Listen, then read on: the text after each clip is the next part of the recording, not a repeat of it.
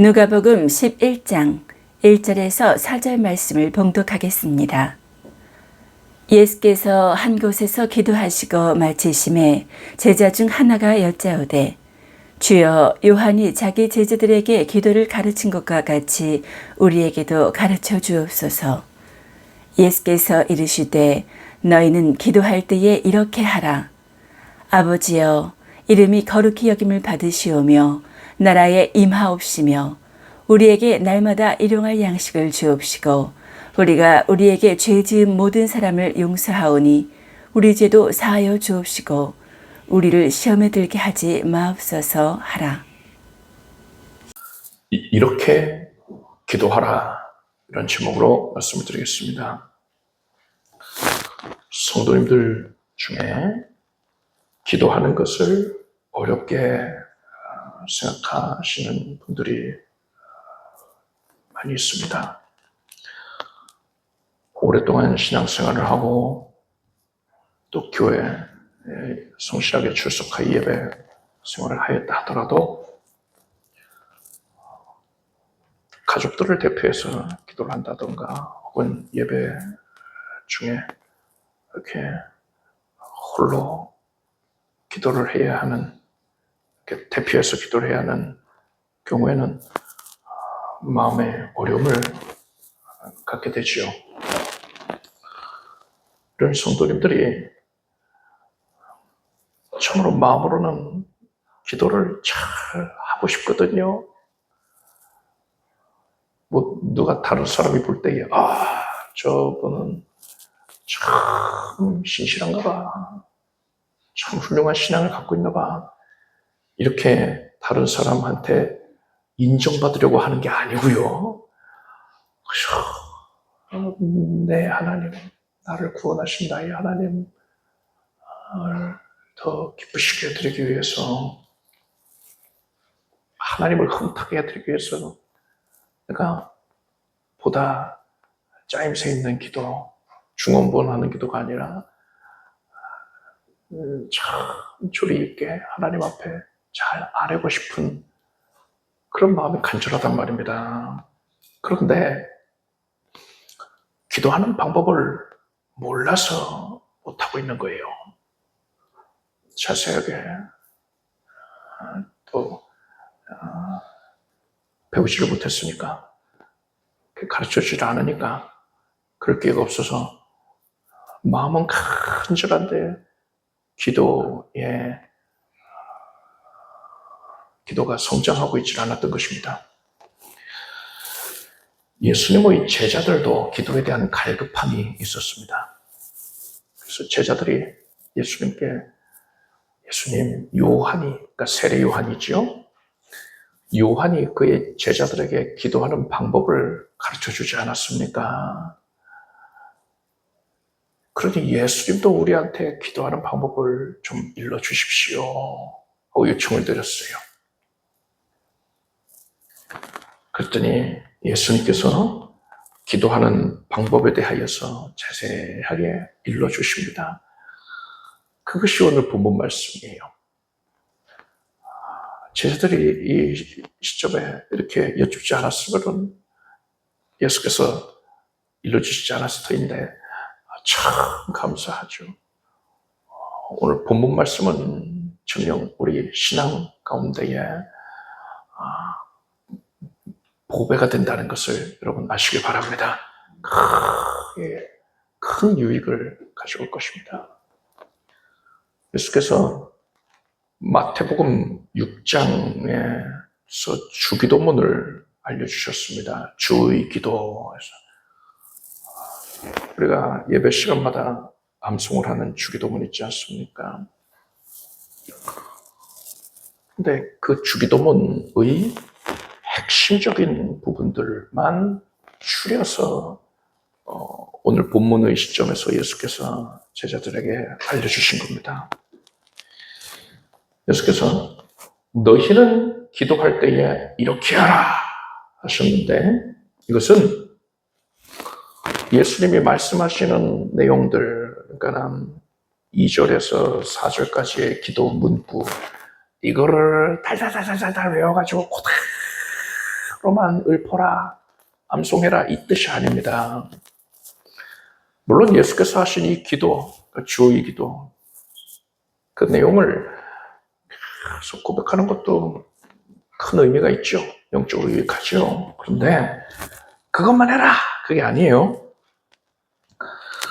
이러한 예수님이 알려주신 문장들, 기도의 문장들, 이 문장들이 어떠한 의미를 갖고 있는지, 무슨 목적에서 이러한 기도를 하신 건지 이것을 헤아려서 그러한 의미와 목적을 충족하는 그러한 기도를 해라라는 것이지요. 기도는 사람이 하나님께 나아가는 가장 강력한 방법이 됩니다. 사람이 또한 하나님을 섬기는 그런 가장 강력한 수단이 됩니다. 하나님께서 구약시대에 사람이 하나님께 나아가는 방법, 하나님을 섬기는 방법에 대하여서 다양한 계시들을 주셨는데 그 가운데에 제사법을 주셨습니다. 제사법을 통해서 사람이 하나님께 나아가는 방법, 하나님을 섬기는 방법을 구체적으로 그 영적인 원리를 알려주신 겁니다.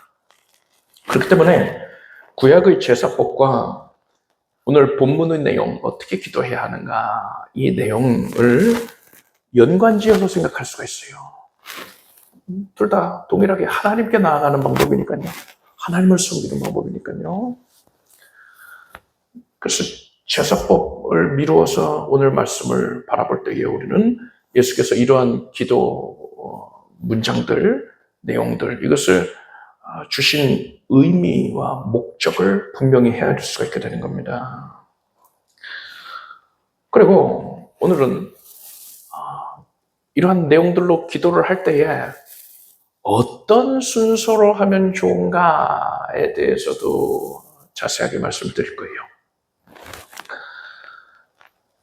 기도를 할 때에 이 내용 한 다음에 이 내용을 한다. 그 순서가 그렇게 치명적으로 중요하다라고 할 수는 없어요. 오늘 본문만 보더라도 유사한 목적을 가진 그런 내용이 앞에서도 나오고 뒤에서도 나오고 합니다. 이것을 볼 때에 예수께서 기도의 내용에 대하여서 강조해서 가르침을 주신 것이지 그 순서를 강조해서 말씀하신 것은 아니다는 걸 알 수 있습니다. 성경에서는 또 반드시 어떤 순서대로만 기도해야 된다라고 말하고 있지도 않아요. 그렇지만 본문의 기도 내용을 가지고서 신앙의 선배들이 기도할 때에 이러한 순서대로 기도를 하니까 참 좋더라. 영적인 풍요로움을 맛볼 수 있었다. 이러한 기도 사역자들의 검증된 그런 순서가 있단 말입니다. 이러한 기도의 순서들을 숙지를 하고서 우리 개인의 기도 시간에나 아니면 또한 대표해서 기도할 때에도 반영을 한다면 그것이 또한 신앙에 큰 유익이 있을 것입니다. 자, 그렇다면 기도할 때에 어떤 내용을 어떤 순서로 기도를 하면 되는 것입니까? 첫 번째로는 기도의 대상이 다른 어디 뜬금없는 존재가 아니라 바로 예수 그리스도의 하나님이시라는 것을 분명하게 해야 합니다. 오늘 본문에서 2절을 보니까 예수께서 이르시되 너희는 기도할 때에 이렇게 하라. 아버지여 라고 하셨어요. 예수께서 기도의 대상을 분명하게 밝히신 겁니다. 예수님의 기도가 우상 숭배자들의 기도와는 같지 아니하다라는 것을 드러내신 거예요. 이스라엘 백성들이 광야 생활을 할 때에 하나님께서 이렇게 말씀하셨습니다. 신명기 12장 보니까 너는 삼가서 내게 보이는 아무 곳에서든지 번제를 드리지 말고 오직 너희의 한 지파 중에 여호와의 택하실 그곳에서 너는 번제를 드리고 또 내가 내게 명하는 모든 것을 거기서 행할지니라 하셨습니다. 지금은 이스라엘 백성들이 광야 생활을 하고 있는데 장차 가나안 땅에 정착하게 되면 하나님께서 유다 지파의 한 성읍, 구체적으로 이제 예루살렘이지요. 예루살렘의 한 지역을 선택하실 것이다. 우리는 알고 있죠. 그것이 바로 아브라함이 아들 이삭을 바쳐서 모리아산이라는 걸 알고 있습니다. 아라우나의 타작마당, 오르나의 타작마당이라고도 불리죠. 그것을 하나님이 선택하신다. 그곳에 그래서 성전이 세워지게 된다. 이거죠. 그래서 그곳에 성전이 세워지게 되면 예루살렘 성전이 세워진 이후에는 다른 어느 곳에서도 하나님께 제사 드리면 안 된다는 거예요. 오직 예루살렘 성전에서 하나님께 드리는 제사만을 하나님께서는 받으시고 그 외에 다른 곳에서 제사하는 것, 그것이 이제 산당 제사 아닙니까? 그건 하나님이 용납 안 하신다. 우상 제사로 여기신다라는 겁니다. 이 명령으로 인해서 이스라엘 백성들은 예루살렘에서부터 아무리 멀리 떨어져 사는 사람이라 하더라도 하나님께 제사를 드리기 위해서는 그 역시도 반드시 예루살렘 성전을 찾아와야만 했습니다. 너무나 번거롭게 된 거지요. 그럼에도 불구하고 하나님께서 굳이 이런 명령을 내리신 이유는 뭡니까? 예루살렘 성전은 바로 예수 그리스도를 예표하고 있기 때문인 것입니다.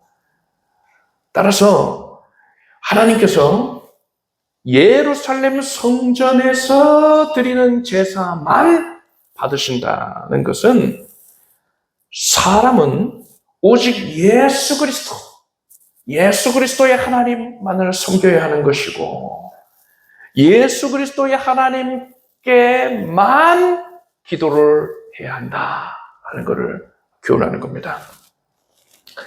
그런데 우상 숭배자들은 어떻게 기도하고 있습니까? 부처님, 또 알라여, 성모 마리아님, 또 원불교는요, 소태산 대종사님 이렇게 기도합니다. 사도 바울은 우리가 우상은 세상에 아무것도 아니며 또한 하나님은 한 분밖에 없는 줄 아노라 그 선언했습니다. 우상은 애초에 존재하지를 않는 거예요. 없어요. 그러한 우상에게 하는 기도는 허공을 울리는 헛된 메아리에 불과하고 하나님께서 가증하게 여기시는 겁니다. 그러면은 하나님, 삼위일체 하나님, 또 예수님 이렇게 부르면 되는 것이냐?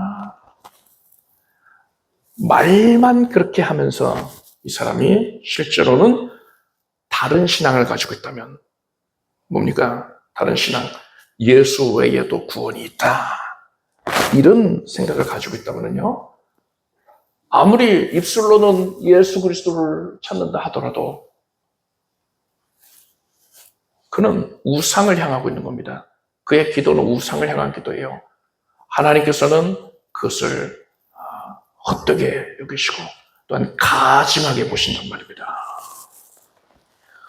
오늘날에 WCC에 가입되어 있는 교회들이 허다하지 않습니까? 그들이 아무리 열심히 기도한다 하더라도요, 하나님이 외면하신단 말이에요. 그건 우상을 향한 기도다. 이렇게 여기신다는 겁니다. 참으로 무서운 말씀이죠. 두려운 내용이란 말입니다. 여러분은 오직 성경대로의 바른 믿음 위에 서서 오직 예수 그리스도의 하나님께만 기도하게 되길 바랍니다. 이렇게 우리가 바른 신앙을 가지고 하나님을 찾은 다음에는요, 두 번째로 회개해야 합니다. 예수께서는 4절 보니까 우리가 우리에게 죄 지은 모든 사람을 용서하오니 우리 죄도 사하여 주옵시고 이렇게 기도하셨어요. 구약의 제사법 중에 속죄제와 속건제가 있습니다. 이런 제사들은 죄사함을 받기 위한 제사입니다. 따라서 이 제사법에 죄사함을 위한 제사가 있는 것처럼 우리는 기도할 때에 반드시 죄사함을 위해서 기도를 해야 되는 것입니다. 그런데 이단들 중에요, 구원받은 자는, 한번 구원받은 자는 회개할 필요가 없어. 이미 깨끗이 죄가 없어졌기 때문에 회개하면 안 돼.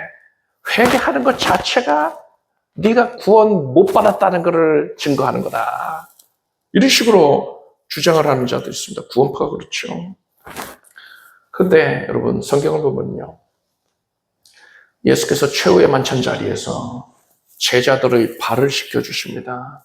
그때 이제 베드로의 순서가 되니까 베드로가 난감해하면서요, 예수님, 어떻게 주님께서 내 발을 씻기신단 말입니까? 이 더러운 발을 어떻게 예수님께서 씻겨주십니까? 난 그럴 수 없어요. 나는 씻겨주지 마세요. 이런 거예요. 그러자 예수께서는 내가 너를 씻기지 아니하면 네가 나와 상관이 없느니라 하셨습니다. 이 말씀을 듣고서 베드로가 깜짝 놀랍니다. 어이구, 예수님과 상관이 없다니 그러면 안 되지. 그래서는 180도 태도를 바꿔가지고요, 주여, 내 발뿐 아니라 손과 머리도 씻겨주소서 합니다. 그러자 예수께서 이렇게 말씀하십니다. 이미 목욕한 자는 발밖에 씻을 필요가 없느니라. 온몸이 깨끗하니라 하신 거예요. 뭐 이 시점에 베드로가 목욕하고 왔습니까? 그게 아니잖아요. 영적인 의미를 말씀하신 거예요. 목욕한 자는 구원받은 자. 그러니까 예수 그리스도의 대속의 은혜를 믿어서 예수의 보혈로 온전히 그의 심령이 뒤덮인 자를 뜻하는 것입니다. 그런데 그렇게 목욕을 하는 사람도요, 예수께서는요, 목욕했으니까 안 씻어도 돼, 이게 아닙니다. 발은 씻어야 된다는 거예요. 세상과 접촉되어 있는 부분 아닙니까, 발이요? 세상의 먼지 때문에, 그러니까는 영적인 의미는 세상의 죄의 성도가 오염이 된단 말이에요. 때가 묻는단 말입니다. 미혹되어서 넘어지기도 하잖아요. 그렇게 마음은 죄 짓기 싫지만 마음은 원이로 돼. 육신이 연약하여서 자꾸만 성도도 죄를 짓게 된단 말입니다. 그래서 회개를 해야 된다는 거예요. 그것이 바로 발을 씻는 것의 의미입니다. 그래서 성도는요, 항상 지속적으로 회개를 해야만 하는 겁니다. 그런데 그렇지 않고, 난 구원받았으니까 회개할 필요 없어, 이렇게 생각하는 사람은요, 앞에서 말한 것처럼 이단에 속한 자이거나 아니면 신앙이 참으로 미숙한 수준에 머물러 있는 겁니다. 요한일서 말씀에 만일 우리가 범죄하지 아니하였다 하면 하나님을 거짓말하는 자로 만드는 것이니 또한 그의 말씀이 우리 속에 있지 아니하니라 했습니다. 성도는 신앙이 성숙해질수록 하나님의 뜻을 민감하게 깨닫게 됩니다. 우리가 서로 친한 사이에는요, 숨결만 듣고도 알잖아요. 어떤 마음 상태인지. 눈빛만 봐도 알지요. 근데 신앙이 성숙해진다는 건 그만큼 하나님과 친근해진 거잖아요. 가까운 거잖아요. 그래서 하나님의 뜻을 민감하게 깨닫게 된단 말입니다. 하나님의 뜻을 깨달으면요, 뭘 알게 됩니까? 내가 하나님의 뜻과 얼마나 동떨어진 삶을 살고 있었는지도 깨닫게 될 거예요. 뜻 안에만 온전히 머물러 있으면 좋은데 세상에서 사는 동안에 그러지 못한단 말입니다. 그러니까 발이 지저분해지는 거거든요. 내 발이 지저분하다라는 사실을 깨닫게 되는 겁니다. 신앙이 성장할수록 더 민감하게 깨닫게 된단 말입니다. 그래서 성숙한 성도는요, 성숙해지면 성숙해질수록 더더욱 많이 회개에 힘쓸 수밖에 없는 거예요. 회개가 깊은 곳에서 또 터져나오게 되는 겁니다. 사도 바울은 어땠습니까? 오호라, 나는 곤고한 사람이로다. 이 사망의 몸에서 누가 나를 건져내랴. 탄식했어요.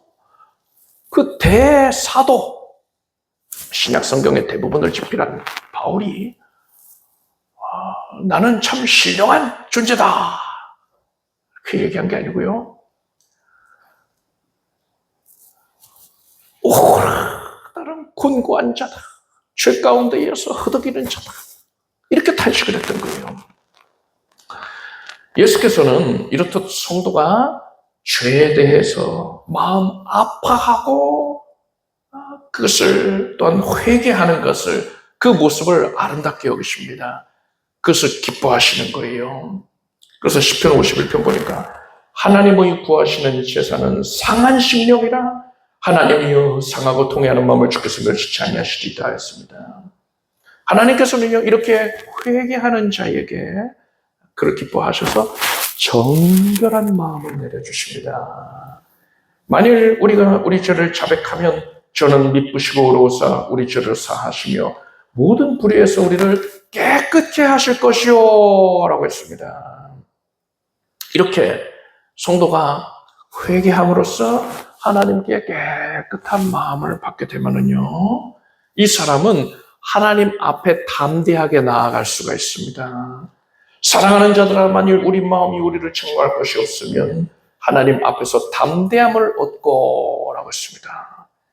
여러분 기도의 목적이 하나님께 나아가는 데 있다고 하지 않았습니까? 우리가 회개를 할 때에 담대하게 하나님 앞에 나아갈 수가 있다니까요.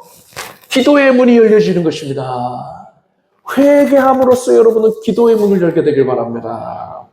자, 세 번째로 우리는 하나님께 영광을 돌려야 합니다. 예수께서는 2절을 보니까요. 이름이 거룩히 여김을 받으시오며 라고 기도하셨습니다. 예수님께서 하나님의 거룩하심을 찬양하고 영광을 돌리신 것입니다. 구약시대에는 감사제사를 통해서 하나님께 영광을 돌렸습니다. 따라서 예수님의 이러한 기도는 감사제와 그 영적인 의미가 일맥상통하다 볼 수가 있어요. 앞에서 회개를 통하여서 정결해지고 하나님 앞에 담대하게 나아가게 된다 했는데 하나님 앞에 나왔으면은 이제는 무엇을 위해서 기도를 해야겠습니까? 대부분의 경우에는 나의 간절한 바람, 나의 필요를 위해서 기도해야 하지 않겠느냐 이렇게 생각할 수 있어요. 그런데 하나님께서 사람에게 기도라는 이러한 영적인 통로를 허락해 주신 이유가 뭘까요? 단지 하나님께서 사람이 겪고 있는 어려운 일, 어려움에 대한 민원을 접수하기 위해서 기도라는 통로를 주신 겁니까? 그 이유도 있긴 하겠지요. 그런데 그게 다가 아니라면 더 중대한 이유가 있어요. 이사야 43장 보니까 무릇 내 이름으로 일컫는 자, 곧 내가 내 영광을 위하여 창조한 자를 오게 하라. 내가 그들을 지었고 만들어내리라 했습니다. 그리고 이 백성은 내가 나를 위하여 지었나니 나의 찬송을 부르게 하라미라 했습니다. 영광 받으시고 찬송 받으시기 위해서 사람을 지으셨다는 거예요. 이것을 근본적인 의미를 헤아리자면 사랑이라고 하지 않았습니까? 그것을 제가 설교 중에 누차 하나님이 사람을 창조하신 목적은 사랑의 교제에 있다. 이렇게 강조해서 말씀드리고 있단 말입니다. 그 창조된 사람을 창조하신 목적이 뭐라고요? 따라합시다. 사랑의 교제. 이것이 너무나도 중대한 거예요. 이 사랑의 교제를 가지고서 성경을 헤아리면 제대로 이해할 수가 있단 말입니다. 따라서 기도를 주신 목적도, 기도라는 이 위대한 통로를 주신 목적도 한 가지요. 사랑의 교제입니다. 그래서 우리는 나의 필요를 간구하기에 앞서서 사랑을 표현해야 되는 겁니다. 하나님께 감사를 드리고 하나님께 영광을 돌려드려야 하는 것입니다. 그것이 하나님께서 사람을 창조하신 목적에 부응하는 모습인 것이고 하나님을 기쁘시게 해드리는 것이고 하나님이 우리에게 기도라는 통로를 주신 그 목적에도 부응하는 것이지요. 그럴 때에 하나님께서요 감사로 제사를 드리는 자가 나를 영원롭게 하나니 그 행위를 옳게 하는 자에게 내가 하나님의 구원을 보이리라. 이 말씀처럼 은혜를, 응답을 나타내 주시는 것입니다. 따라서 우리는 회개 기도를 한 이후에는 나의 그러한 직접적인 필요, 그것을 하나님께 요청드리기에 앞서서 뭘 하는 게 좋다고요? 하나님께서 베풀어 주신 은혜에 감사하고 찬양함으로써 영광을 돌리기를 힘써야 하는 것입니다. 이렇게 하나님께 영광을 돌리는 기도를 했다면요, 네 번째로는 나의 필요를 간구해야 됩니다. 예수께서 2절 3절 보니까 나라의 임하옵시며 우리에게 날마다 일용할 양식을 주옵시고 하셨습니다. 또 4절 보니까 우리를 시험에 들게 하지 마옵소서 했어요. 이렇게 예수께서 필요를 구하시는데 그에 앞서서 뭐라고 하셨습니까? 나라의 임하옵시며 이렇게 기도를 시작하셨단 말이에요. 나라의, 이거는 은는 이가, 이 조사가 옛적에 성경 번역할 당시에는 오늘날로 치면 나라가 임하게 해주시며 이렇게 번역하는 게 어울리지만 매끄럽지만 옛적에는 나라의 임하옵시며 라는 게 더 어울렸나 봐요. 그게 더 자연스러운 표현이었나 봐요. 그래서 오늘날에 우리가 볼 땐 좀 어색한 표현이죠. 하나님께서 그러니까 예수께서 필요한 바를 구하실 때 나라가 임하는 것, 하나님의 나라가 임하는 것을 먼저 구하셨어요. 이것이 바로 풍성하게 응답받는 비결이 되는 것입니다. 예수께서 마태복음 6장 보면은요, 너희는 먼저 그의 나라와 그의 의를 구하라. 그래야만 이 모든 것을 너희에게 더하시리라 하셨습니다. 먼저 그의 나라와 의를 구하라 하시잖아요. 그것을 실제로 보여주시는 겁니다. 예수께서 오늘 본문을 통해서 예수께서 실제로 나라와 의를 구하는 기도 생활을 하고 계셨던 거예요. 나라와 의를 구한다는 말씀은 두 가지 의미를 갖고 있습니다. 그 첫째는 우리가 이미 살펴본 교훈인데요. 순서적으로 하나님의 영광을 위하는 기도를 먼저 해라. 그런 후에 나의 필요를 간구해라 라는 겁니다. 이것이 세 번째 기도 순서, 하나님의 영광을 먼저 구하라 하는 것과 같은 내용인 것이지요. 하나님의 나라는 천국입니다. 그리고 천국의 그림자인 이 땅의 교회를 의미하는 것입니다. 그리고 하나님의 의는요, 오직 예수 믿음으로써 누릴 수가 있는 겁니다. 그 외에는 의인이 될 수가 없어요. 다 죄인입니다. 자, 그렇다면 하나님의 나라와 의를 구하는 것은 뭡니까? 우리는 개인적인 필요의 기도를 하기에 앞서서 교회를 위해서, 천국을 위해서, 의인됨을 위해서 기도해야 되는 거예요. 구체적으로 어떻게 기도하면요, 우리 교회가 내실 있게 자리 잡고 성장하여서 많은 사람들에게 예수 그리스도의 복음이 증거되어서 그들이 의인 되게 해달라. 그래서 하나님의 나라 천국이 확장되게, 이 땅에 확장되게 해달라. 이렇게 기도를 해야 되는 것입니다. 자, 그리고 먼저 그 나라와 의를 구하라는 말씀의 두 번째 의미는요, 하나님의 영광을 위해서 나의 필요를 구하라 하는 것입니다. 야고보서 4장 3절을 보면은 구하여도 받지 못하면 정욕으로 쓰려고 잘못 구함이니라 했습니다. 내 욕심으로 내 정욕을 채우기 위해서 기도를 한다면 절대로 응답받지를 못합니다. 반면에 내가 그것을, 그러한 필요를 하나님께 저렇게 호소하고 있는 그런 이유와 목적이, 그 근본적인 목적이 하나님께 영광 돌리는 데에 있다면, 그렇다면은 하나님께서 그 기도를 기쁘게 받으시고 반드시 응답을 해주시는 것입니다. 구체적으로는요, 만약에 내가 건강을 위해서 기도를 하고 있다면 어떻게 기도해야 됩니까? 그 건강을 구하는 그 근본적인 이유는, 그 목적은 하나님께 주님을 기쁘시게 해드리기 위해서 더 열심히 헌신하기 위함이어야 되는 거예요. 그것을 위해서 내가 하나님께 건강을 달라고 생명을 달라고 그렇게 기도를 할 수 있는 것입니다. 만약에 물질을 얻기 위해서 기도를 한다면요, 그 근본적인 이유는 내가 뭐 호의호식하려고 하는 게 아니라 하나님을 위함이어야 된다는 거예요.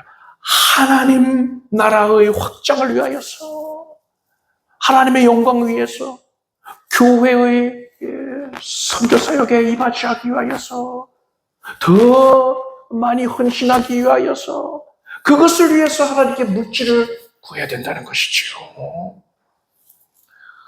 구약의 제사들 가운데 번제가 있습니다. 번제는 뭐냐? 짐승의 가죽을 제외하고는 제물의 모든 부분을 온전히 다 불살라버리는 겁니다. 가죽만 제외하고는 다 불살라는 거예요. 번제는 하나님께 온전히 헌신하는 것을 의미하고 있습니다. 먼저 그의 나라와 그의 의를 구하라는 기도는 하나님을 위함이면서 기도해야 한다 하지 않았습니까? 하나님께 헌신하기 위해서 필요를 구하는 것이라 했잖아요. 이것은 번제와 그 영적 의미가 일맥상통한 것입니다. 여러분이 하나님께 어떠한 필요를 구하는 이유는 오직 하나님의 영광을 위함이길 바랍니다. 하나님께 헌신하기 위함이어야 하는 것입니다. 그럴 때에 우리가 구하는 모든 필요들이 반드시 응답받게 되는 것입니다. 다섯 번째로 우리는 예수의 이름으로 구해야 합니다. 구약의 제사 중에 짐승을 제물로 바칠 때에 어떻게 하느냐, 이 제사를 요청한 사람이 있잖아요. 제가 하나님께 번제를 드리고 싶습니다. 화목제, 감사제 드리고 싶습니다. 이렇게 요청하는 사람이 있어요. 그러면은 제사장의 주도하에 그 사람이 제사를 드릴 수 있도록 하는 겁니다. 근데 그 제사를 요청한 사람, 이 사람이 제물을 끌고 오거든요. 소나 양 이런 짐승들을 끌고 옵니다. 그런 후에 반드시 이 제물에다가 이 사람이 안수를 해야 돼요. 안수합니다. 오늘날의 목회자가 성도들에게 안수해 주는 그런 의미가 아니에요. 이 제물에다가 안수를 한다는 것은 뭐냐? 나의 죄가 이 짐승에게 전가된다. 나는 그래서 깨끗해지고 이 짐승은 죄에 오염된다. 이걸 의미하는 겁니다. 실제로 그런 일이 일어나지는 않아요. 그런데 영적으로 예표하고 있는 겁니다. 뭘 예표하는 겁니까? 장차 오실 메시아께서 죄인의 죄를 대신해서 떠맡아 주신다. 희생양이 되셔서 대신 떠맡으시고 대신 죽임당하신다. 이걸 예표하는 거예요. 그래서 그렇게 전가한다라고 표현을 한 다음에 이 짐승을 죽이는 거예요. 그래서 불태우는 겁니다. 그렇게 제사를 드리는 거예요. 하나님께서 이러한 제사를 받으실 겁니다. 짐승 제사는 항상 이런 방식으로 드렸단 말이에요. 우리의 기도하는 모습을 여러분 떠올려 보십시오. 기도를 마칠 때에 어떻게 마치지요? 예수님의 이름으로 기도드립니다. 아멘. 이렇게 마치잖아요. 왜 이러는 걸까요?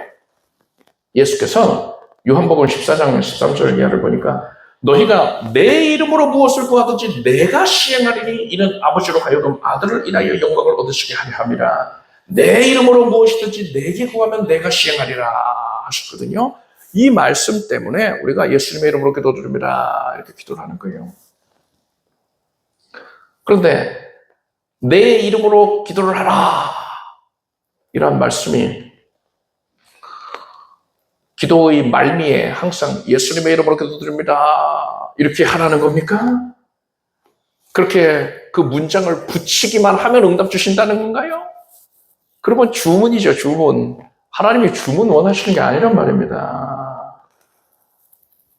이 말씀은요, 내 이름으로 구해라. 이것은요, 예수님의 공로를 의지하라는 겁니다. 예수님 덕으로 응답을 받게 된다는 거예요. 예수 공로를 의지할 때에 응답받게 된다는 겁니다. 그렇다면 예수 공로가 뭡니까? 우리가 의지해야 할 예수 공로가 뭡니까?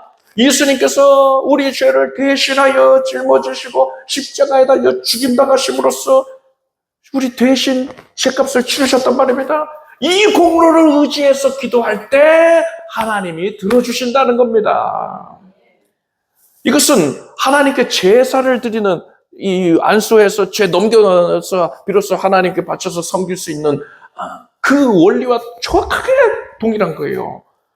그래서 우리의 기도에도요, 대속이 있어야 되는 겁니다. 신앙의 선배들은요, 이러한 원리를 입술로 고백하는 것이 유익하다고 생각을 했습니다. 그래서 기도의 말미에 예수님의 이름으로 기도드립니다. 이러한 고백을 하기 시작했고요. 이것이 관습으로 자리를 잡게 된 것입니다. 그래서 여러분은 예수님의 이름으로 기도드립니다. 이것을 이제 기도 끝나니까 마지막 멘트 해야지 하고서 하는 게 아니고요. 대속을 떠올려야 되는 거예요. 예수께서 내 죄를 대신 사해 주시네. 그걸 떠올리는 겁니다. 이 재물에게 안수해서 죄 넘기는 것처럼 예수님이 내 죄를 짊어주셨지. 이것을 주목하고 떠올리고 그 은혜만을 의지해야 되는 거예요. 이렇게 예수 공로를 의지할 때에 예수의 이름으로 기도한 것이 되는 것이고 하나님께서 응답을 주시는 것입니다. 여섯 번째로 우리는 아멘 해야 합니다. 아담의 아들 가인과 아벨이 있었는데 이들이 제사를 드렸거든요. 하나님께 제사 드렸거든요. 가인은 곡식으로 제사를 드렸고 아벨은 어린 양을 제물 삼아서 제사를 드렸습니다. 그런데 하나님께서 아벨의 제사만 연락을 하셨어요. 어떻게 아벨만 연락된 걸 알았을까요? 성경에 자세히 나와 있지는 않지만 아마도 아벨이 이제 제단에 불 붙이고 가인도 불 붙였을 텐데 아벨의 제단에서 그 연기가 하늘 끝까지 올라간 게 아니겠습니까? 그래서 하나님이 연락하셨구나 이렇게 생각했겠죠. 근데 가인의 제단에서는 연기가 그냥 거기서 흩어져 버린 거예요. 하나님이 받지 않으셨구나. 누구라도 그렇게 생각할 수밖에 없게끔 그런 현상이 일어났던 겁니다. 아마도 그랬을 것 같아요. 자, 그러면 가인과 아벨의 제사에 어떤 차이가 있었던 겁니까? 단순히 재물의 차이가 있었을까요? 재물에 문제가 있었던 겁니까? 하나님이 양은 좋아하시는, 양고기는 좋아하시는데 하나님이 곡식을 싫어하시나요? 그게 아니죠. 훗날에 하나님께서 제사법을 명확하게 규정을 해주시거든요. 그때에 제사법들 중에 소제가 있습니다. 곡식 제사가 있어요. 하나님께서는 얼마든지 곡식을 통해서도 제사를 곡식 제사를 통해서도 영광을 받으신단 말입니다. 그러면 도대체 가인과 아벨의 제사는 무슨 차이가 있는 겁니까? 히브리서 말씀에 11장 4절에 그 답이 있어요. 믿음으로 아벨은 가인보다 더 나은 제사를 하나님께 드림으로 의로운 자가 하시는 증거를 얻었으니 했습니다. 재물의 문제가 있는 게 아니라 마음 상태의 문제, 차이가 있었던 것입니다. 아벨에게는 믿음이 있었어요. 아벨은 믿음을 가지고서 제사를 드렸기 때문에 하나님이 연락하신 것이고 가인은 믿음 없는 제사를 드렸기 때문에 연락 안 하셨단 말입니다.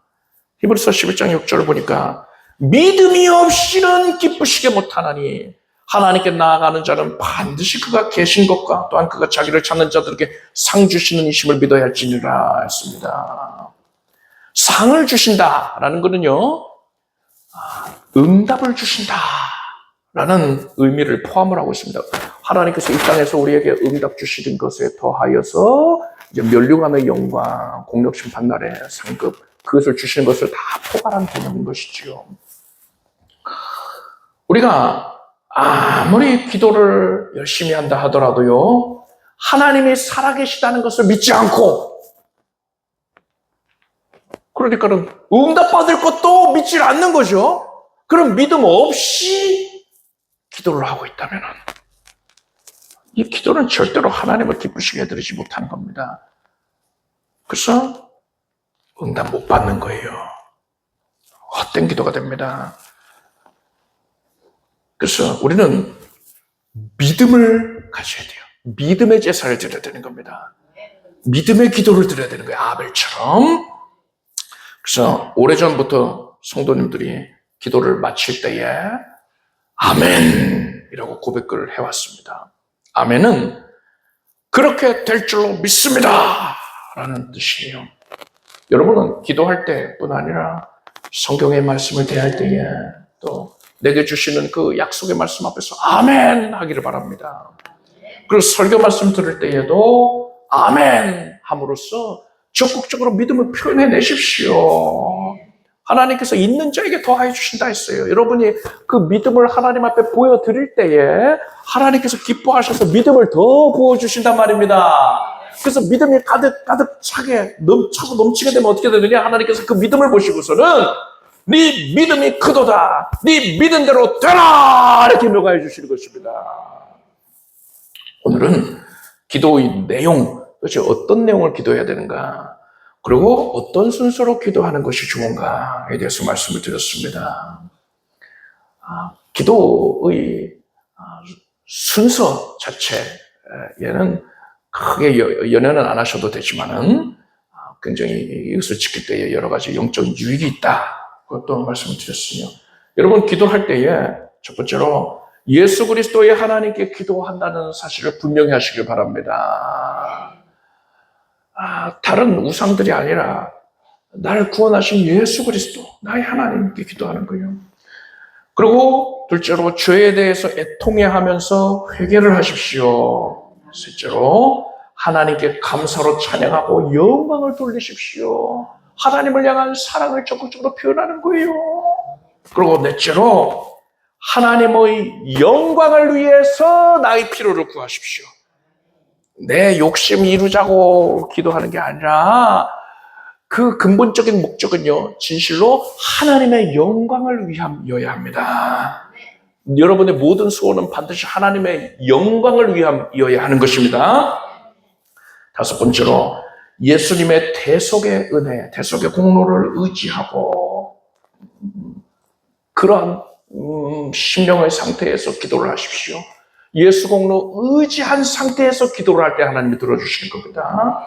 여섯 번째로 믿음을 가지고 기도를 해야 되는 것입니다. 기도에 대한 이러한 오늘 우리가 나눈 가르침을 여러분이 성실하게 지키셔서 여러분의 기도 생활을 더욱더 풍요롭게 하기를 축복합니다. 기도하겠습니다. 하나님, 우리에게 신령한 가르침 주셔서 감사드립니다. 우리의 기도 생활이 기도 지경이 넓어지고 깊이가 더하여지고 하나님과의 교통이 더 긴밀해지게 해주시옵소서. 예수님의 이름으로 기도드립니다. 모두 자리에서 일어나십시오. 가슴에 손 얹고 아픈 곳에 손 얹고 믿음으로 간절한 소원 기도하겠습니다. 거룩하신 하나님께서 참으로 미약하고 무능한 악한 우리들을 긍휼히 여기시고 구원하여 주시고 우리로 하여금 기도하게 해주신 것을 감사합니다. 하나님을 사랑합니다. 하나님의 은혜에 감사하옵나이다. 오직 예수의 피공로 의지하여 주 하나님께 나아갑니다. 주의 영광을 위하여서 주님께서 뜻하신 모든 것들을 이루시옵소서. 주의 자녀들이 하나님의 영광의 사역에 쓰임받을 수 있도록 심령을 고치시고 병든 육신을 고치시고 삶의 전 지경을 고치시옵소서.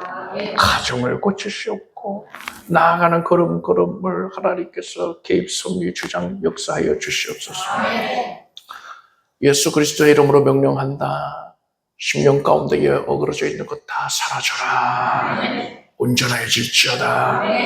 우울증이 사라졌습니다. 공황증이 된 기피증이 사라지고 두려움이 사라집니다. 오직 예수로 말미암는 평안이 가득합니다. 기쁨이 가득합니다. 하나님, 우리의 연약한 육신을 고쳐주심을 감사드립니다. 내가 주님 기쁘시게 해드리겠다는 열심 가지고서 오직 주께 더 헌신하기 위하여서 묻 성도들에게 하나님의 살아계심을 증거하고 또한 믿지 아니하는 이들에게 예수 그리스도의 구원과 병 고치심의 은혜를 증거하기 위하여서 내가 강건하기 원합니다. 우리 사랑하는 가족들이, 사랑하는 모든 이들이, 우리 교우들이, 사랑하는 온 성도들이 다 예수 이름으로 강건해지기를 소원합니다. 예수 이름으로 병 고침 받을지어다. 암세포가 사라질지어다. 면역은 온전하여질지어다. 머리에서부터 발끝까지 정결케 되고 모든 부정한 것들은 소멸이 되고 필요한 것들은 소성케 될지어다. 뼈, 마디가, 관절과 골수가, 오장육부가 온몸을 쾌쾌 되었느니라. 하나님께서 하나님의 영광을 위하여서 사모하는 자들에게 지금 병고침의 은혜를 내리셨습니다. 각 가정은 예수 이름으로 평안할지어다. 구원의 은혜가 흘러넘쳐나고 많은 이들에게 구원을 증거하는 복음의 전초기지가 되기 위하여서 예수 그리스도께서 가정의 모든 어그러진 것들을 고쳐내십니다. 예수 이름으로 온 가족들은 상처가 치유받고 회복이 되고 연약한 육신이 고침받고 하나님의 은혜로 지금 주 안에서 구하고 있는 모든 기도가 다 형통이 응답될지어다.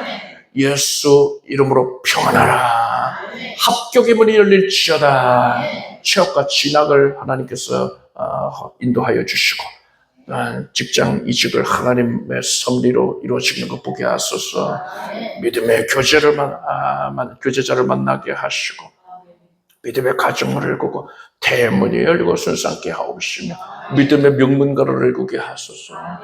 물질로 어려움이 없게 하시고 선교 사역에 임하지 수 있도록 주의 사랑하는 성도들을 전심으로 섬길 수 있도록 하나님께서 우리 각자에게 물질로 넉넉하게 하시옵소서. 누르고 흔들어 넘칠지어다. 신령한 복과 기름진 것들로 충족하게 될지어다. 예수님의 이름으로 기도드립니다. 믿은 대로 될지어다. 하나님께 박수 드리겠습니다. 자리에 앉으셔서 준비하신 예물을 정성된 마음으로 드리겠습니다. 드리신 예물을 위해 축복 기도하겠습니다. 하나님을 사랑하고 믿고 의지하는 주의 자녀들이 기쁨과 정성으로 헌신하였습니다. 자원하는 마음으로 하나님께 드리었습니다. 하나님께서 기쁘게 여겨주시고 아름답게 바라보시고 응답을 더하여 주시옵소서. 예수님의 이름으로 기도드립니다. 그 소식을 말씀드리겠습니다. 물세례식과 임직예배 일정 참고하셔서 기도하시기 바랍니다. 요한복음 16장 24절을 우리가 함께 읽겠습니다. 지금까지는 너희가 내 이름으로 아무것도 구하지 아니하였으나 구하라. 그러면 받으리니 너희 기쁨이 충만하리라. 하루에 석 장씩 성경 말씀을 읽어 나가겠습니다. 우리 주 예수 그리스도의 은혜와 하나님 아버지의 사랑과 성령님의 교통하심이 거룩하고 복된 주일 예배에 함께하는 사랑하는 성도들 위해 영원히 함께 없으기를 축원합니다.